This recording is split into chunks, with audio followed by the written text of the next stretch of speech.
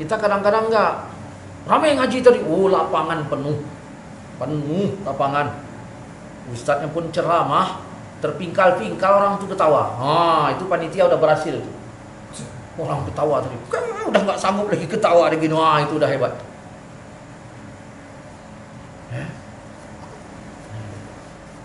Tentang ustadznya tadi pun berpantun, duren ya duren, roti ya roti, bian ya bian, saiki ya saiki.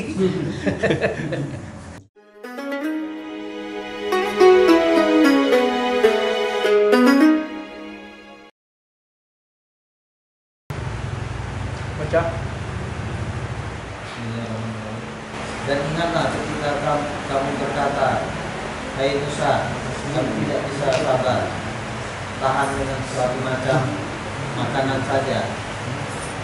Sebab itu mohonkanlah untuk kami kepada Tuhanmu agar Dia mengeluarkan bagi kami dari apa yang ditumbuhkan di bumi, yaitu sayur mayurnya, kentimunnya, bawang putihnya, kacang adasnya, dan bawang merahnya. Musa berkata, maukah kamu mengambil sesuatu yang rendah sebagai pengganti yang lebih baik? Pergilah kamu ke suatu kota, pasti kamu memperoleh apa yang kamu minta. Lalu ditimpakanlah kepada mereka kenistaan dan kehinaan, serta mereka mendapat kemurkaan dari Allah.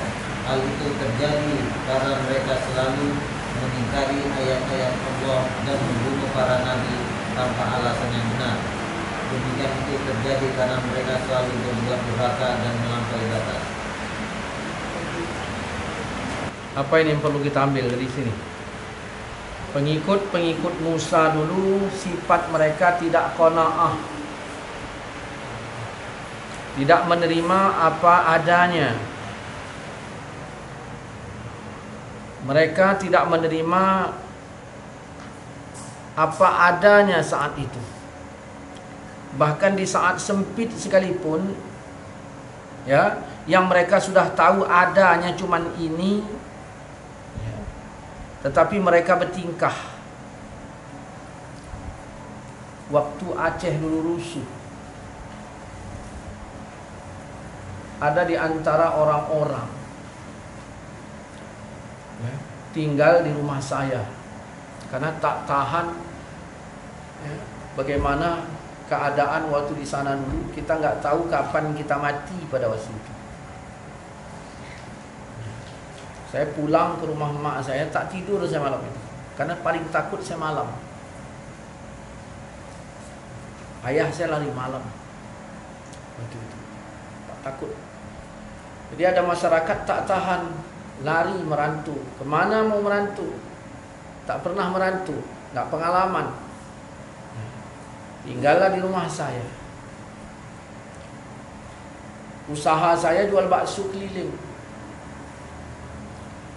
Yang namanya orang numpang di rumah saya, syaratnya ya harus menerima apa adanya. Ketika sudah tidak menerima apa adanya, jangan dikatakan beres masalah agama. Maka masaklah apa adanya. Kalau pun beli ikan sekilo, ya dipotongnya itu harusnya potong 2, kami bikin potong 6. Karena supaya semuanya dapat bagian. Ada satu orang yang model nggak tahu menahu itu, ambilnya aja terus itu. Bila perlu 7 potong lagi, berarti kan 1 ekor lebih. Udah, nggak ada. Kita aja yang risih nengok dia nggak berisih, dia nengok keadaannya sendiri. Satu ketika saya bilang sama yang lain, nanti pas makan kalian ambil aja duluan, sehingga dia tinggal kuahnya. Begitu dia kena dapat kuahnya, dia nggak terima dengan perilaku orang lain kepadanya. Tapi dia tidak pernah berpikir perilaku dia kepada orang lain. Nah, ini yang model-model begitu ini.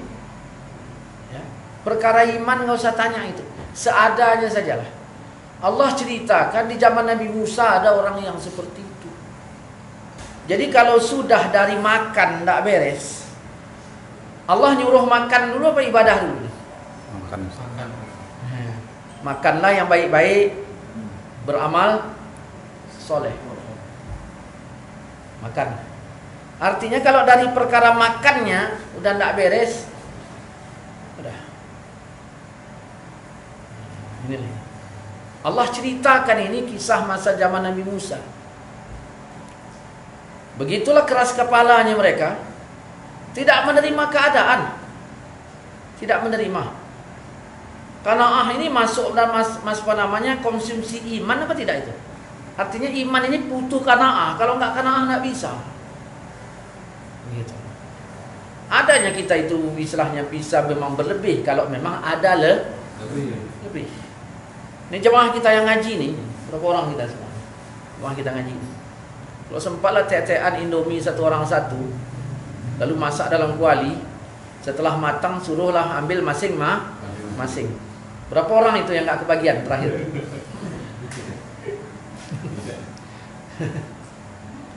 Yang terakhir kayaknya 2-3 orang nggak kebagian itu.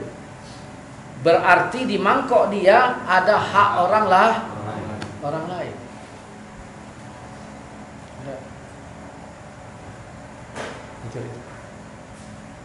Itu sebenarnya yang orang nggak dapat diam itu pun ya bagus, dia sabar. Tapi membiarkan sikap orang yang seperti itu tadi pun tak baik. Nah, ini lain. Lalu dia bilang mintanya pun nggak sedikit itu. Apa aja itu? Sayur mayur, timun. Timun kan nggak perlu kali itu.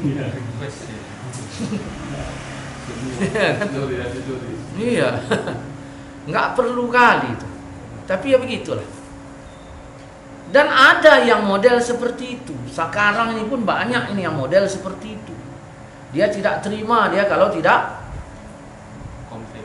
Nah, nggak lengkap. Nah, inilah ini. Jadi, nah mereka itu bersama siapa? Bersama Musa. Musa itu siapa? Nabi. Dah.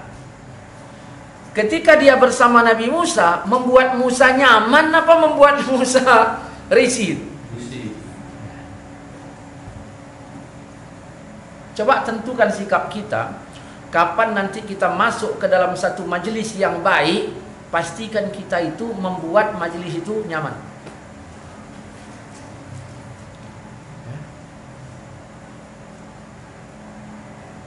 Saya dulu waktu ngaji di Darussalam Labuan Haji, waktu ngaji di sana, pas ngulang pelajaran itu, pas ngulang pelajaran di tempat teman, maksudnya di tempat teman, di situ dipanggilkan guru, maka setiap habis asar mengulang pelajaran kecuali hari Jumat sore. Nah itu juga. Dah masuklah saya ke sana. Mereka duluan, belakangan saya. Masuklah saya ke sana. Nah, seharusnya saya membuat suasana itu nyaman apa tidak? Hah? Harusnya saya membuat suasana nyaman, karena tanpa saya mereka kemarin gak nyaman. Nah, dia ikut saya apa saya ikut mereka? Iyalah. Jadi saya harus buat suasana senyaman mungkin. Apa yang saya buat pada waktu itu? Ya, ini supaya paham aja. Ada kitab, ya, saya berkipas-kipas gini, berkipas gini aja saya. Terus bisa sekali nengok keluar. Apa kata guru itu? Kalau memang nggak nyaman di sini, ya udah pergi aja lah. Cak tengok yang ini tadi. Nabi Musa nyuruh ke mana? Ke pasar.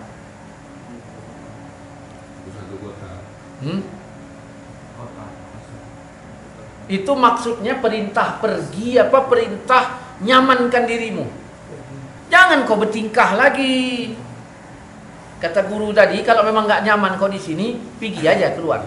Itu maksud guru tadi, supaya saya pergi ninggalkan dia, atau saya merubah sikap. Kalau sempat guru berkata, aku nggak suka aku kalau dia ikut ngaji itu, hati-hati itu.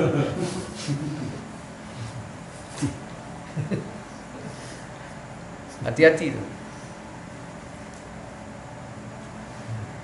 Kehadirannya membuat orang Risi. Ini kalau ceramah di wirid yang nggak sukanya saya itu, banyak kali itu orang yang nggak bikin nyaman. Dulu ada pengajian wilayah daerah sana, jauh sana. Setiap kali pengajian gini taruh makanan. Makanannya peyek kacang, kerupuk. Saya nerangkan, kawan makan. Nyaman apa enggak itu? Kerap, kerap. Muka saya udah merah. Orang nggak masa nggak ditengoknya muka saya merah. Tengok peyek. Ya, dalam hati saya kapan petir sama hujan ini? Nah, untuk apa Allah mengkisahkan cerita ini kepada kita? Ya, artinya orang-orang dulu pun yang tidak nyaman di dalam majelis, ujungnya itu bahagia apa celaka? Celaka. Ini hati-hati. Kita kadang-kadang misalnya mau bikin apa nanti. Ini ada acara pengajian kita gini-gini. Datang, udah nyaman, datang dia masuk kayak film Popeye sama Brutus. Dia yang Brutusnya itu kan. Buat rusuh aja dia itu. Nah itu. Jadi apa? Bagaimana? Pergi kau ke kota. Pergi ke kota. Artinya apa? Kau jangan bersama kami lagi.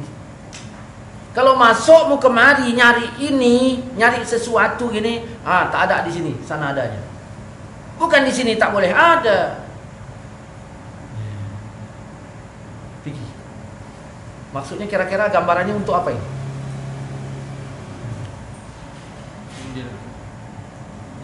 Allah menginginkan kemurnian.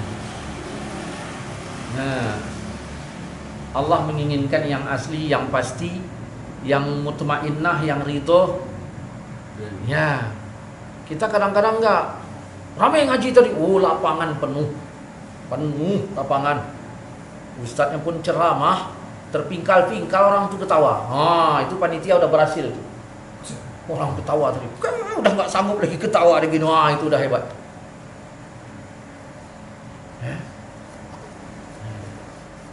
Tentang ustadznya tadi pun berpantun. Duren ya duren, roti ya roti, bian ya bian, saiki ya saiki.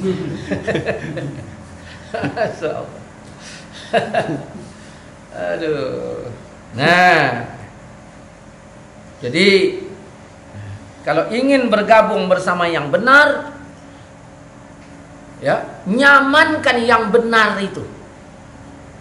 Kalau gara-gara kita tak nyaman yang benar, ya, pergi aja keluar. Kau memperoleh, itu kan udah kau memperoleh apa yang kau suka, apa yang kau minta. Ini kan menunjukkan apa? Di situ tak ada ada aturan. Sukamu, ada duitmu kau beli suka. Kalau di sini penuh aturan.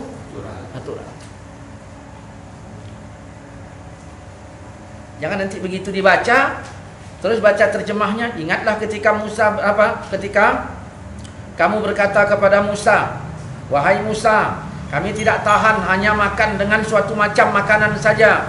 Maka mohonlah kepada Tuhanmu. Kalau gitu ngapain ngaji? Ya. Kita kalau di sini mau bikin acara itu langsung tuh makanannya apa gitu.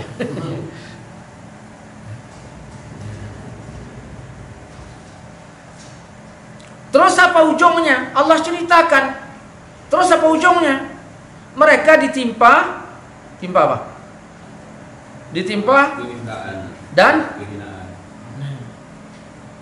Allah pun murka. Jadi ketika kita hadir dalam majelis ilmu, kehadiran kita membuat majelis itu tidak nyaman, itu sudah ada satu tanda dari sekian banyak tanda. Ya, apa itu? Murka Allah pada kita.